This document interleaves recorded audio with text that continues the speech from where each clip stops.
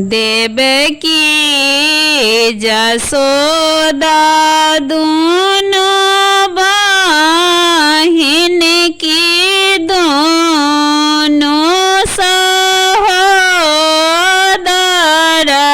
रे।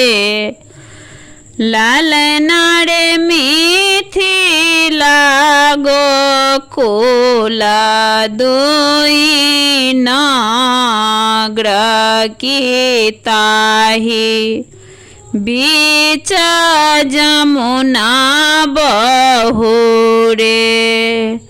लालना रे मिथिला गोकुला दुई नगर की ताही।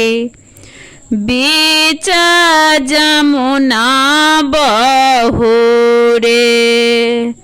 अहि पार देवकी नहाएला ओहि पार जसोदा रे। लालना रे दोनों केरा भये गेला भेटा की दोनों बतियाएला रे। लालना रे दोनों केरा भये गेला भेटा की दोनों बतियाएला रे। कुशल पूछे देवकी जसोदा मुँह तोहरा मलिन है। मुँह तोहरा मलिन बहिनी बदन तोहरा उदास है। कुशल पूछे देवकी जसोदा मुँह तोहरा मलिन है।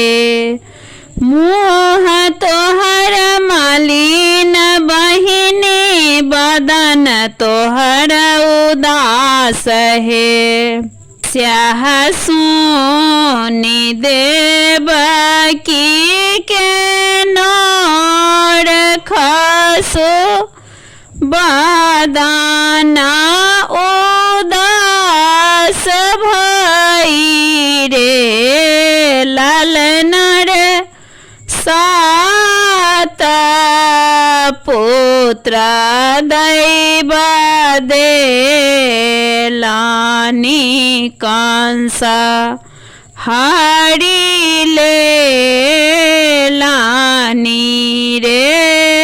लालना रे सात पुत्र दैव देलानी कंस हारी लेलनी रे।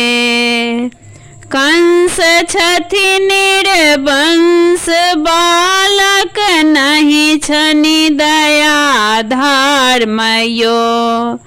तेहन वीर अवतार ले तनि करत हुने को नासयो।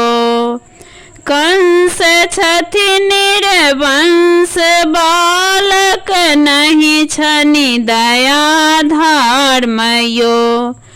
तेहन वीर अवतार ले तनि करत हुने को नासयो।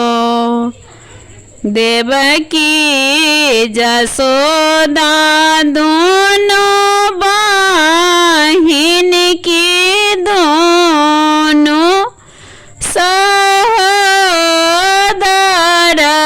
रे। लालना रे मिथिला गोकुला दुई नगर की ताही। बीच जमुना बहुरे।